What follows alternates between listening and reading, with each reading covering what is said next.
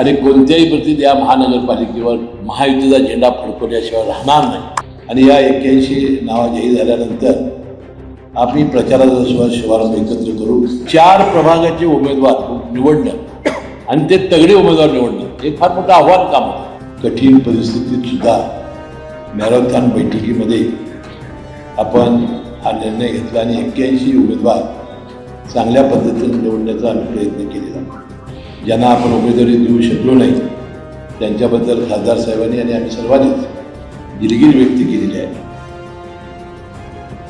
आत्ताच खासदार धनंजय मुंडे आणि जिल्ह्याच्या पालकमंत्र्यांनी महायुतीमध्ये आपण कशा पद्धतीने या निवडणुकीमध्ये पुढे जाणार आहोत याची माहिती दिलेली आहे।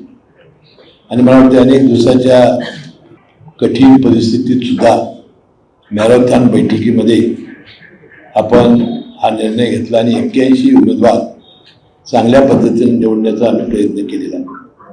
ज्याचा उल्लेख खासदार साहेबांनी केलेला होता। जर 5 वर्षापूर्वी निवडणूक झाली असती तर थोडी संख्या कमी झाली असती। त्यावेळेला असलेले उमेदवार नंतर ज्यांना अधिकार मिळाला असे नवीन उमेदवार मतदार म्हणजे अशी फार मोठी संख्या या तिन्ही पक्षाकडे झाली आणि त्यातून 81 उमेदवार काढणं ही फार मोठी कठीण गोष्ट होती। ज्यांना आपण उमेदवारी देऊ शकलो नाही त्यांच्याबद्दल खासदार साहेबांनी आणि आम्ही सर्वांनीच दिलगिरी व्यक्त केलेली आहे।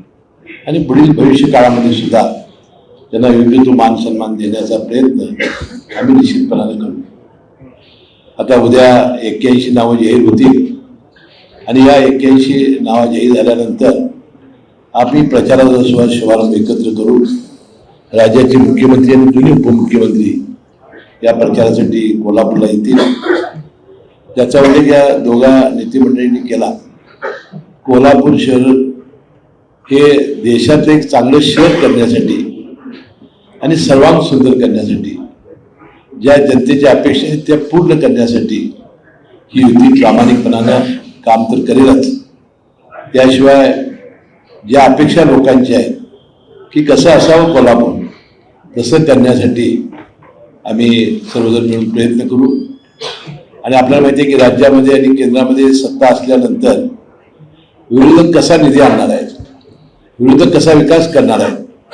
मला वाटते फक्त मोठ्या मोठ्या गप्पा मारून या निवडणुका जिंकता येत नाहीत। त्यासाठी निधी आणावा लागतो आणि निधी आणण्याचा कोणताही आज त्यांच्याकडं मार्ग नाही। दुसरे आम्ही महायुती सरकारनं जे निर्णय चांगले घेतलेले होते त्यामध्ये आम्ही लाडक्या बहिणींचे 1500 रुपये देण्याचा निर्णय घेतला।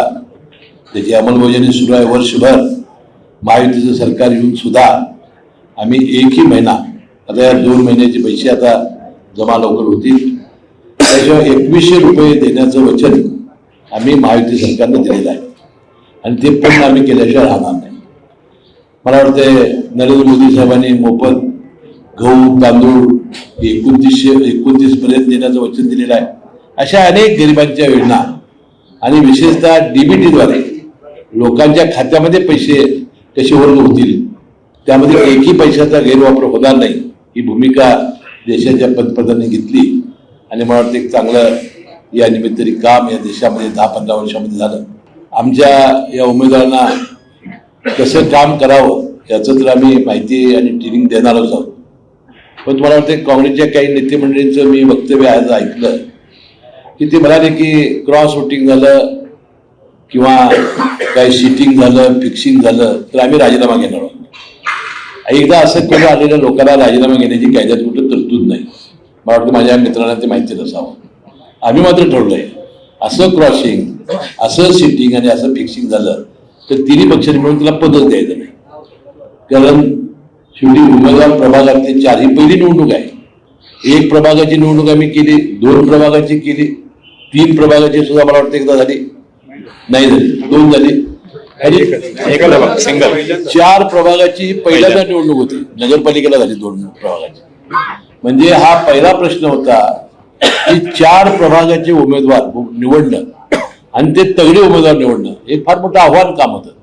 ते मला वाटते तिन्ही पक्षाच्या सर्व नेते मंडळांनी पार पाडलं। त्यामध्ये मला खरोखर मनापासून आभार मानले पाहिजे आणि त्यांना धन्यवाद दिले पाहिजे.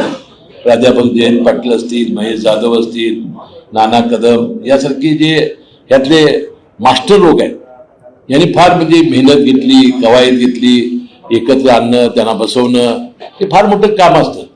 कारण काय आम्हाला नेते मंडळींना सगळं काय अबकडे काय माहिती असत नाही. अबकडे माहिती असणं, त्यानंतर आरक्षण माहिती असणं, त्याप्रमाणे त्यांच्या उमेदवाराला तेवढी तोड उभा करणं, हे आम्हाला माहिती देणं, हे काम फार चांगलं काम या मंडळींनी केलं. मला वाटतं शारंग देशमुख सुद्धा आज उपस्थित नाही, त्यांचंही मला नाव घ्यावं लागलं. या सगळ्या मंडळींनी, अजित फराज असतील, यांनी आम्हाला सर्वांनी मदत केली आणि त्यामुळे हे सगळं आज हे सगळे 81 उमेदवार आम्ही निवडू शकलो. त्यालाही मनापासून धन्यवाद देतो. आणि मला वाटतं आम्ही सगळे मिळून एक जिद्दीनं, चिकाटीनं 81 उमेदवार निवडून आणण्यासाठी आम्ही कठोर मेहनत घेऊ, जीवाचं रान करू, हाडाची काढा रक्ताचं पाणी आम्ही करू, मला विश्वास मी निमित्ताने देतो. आणि कोणत्याही परिस्थितीत या महानगरपालिकेवर महायुतीचा झेंडा फडकवल्याशिवाय राहणार नाही असा विश्वास मी करतो. हे बघा, जे निवडून आणणारे आहेत हेच आम्ही उभी करतोय. विनाकारण खोगी भरती करणं योग्य नाही. म्हणून एक 70-80 गोळा बघू दे त्यांचं काय होते ते हातात आपण. कोल्हापूर जिल्ह्यातील सुझुकीची एकमेव डीलरशिप म्हणजे मोहिते सुझुकी. 16 वर्षांच्या प्रदीर्घ अनुभवासोबत तुम्हाला इथे मिळेल सेल्स, सर्व्हिसेस आणि स्पेअर्स एकाच छताखाली. 18% GST सह विविध योजनांचा लाभ घेण्यासाठी भेट द्या. मोहिते सुझुकी, काळा नाका, कोल्हापूर. मोहिते सुझुकी, उद्यमनगर, कोल्हापूर आणि मोहिते सुझुकी, सानेगुरुजी, कोल्हापूर.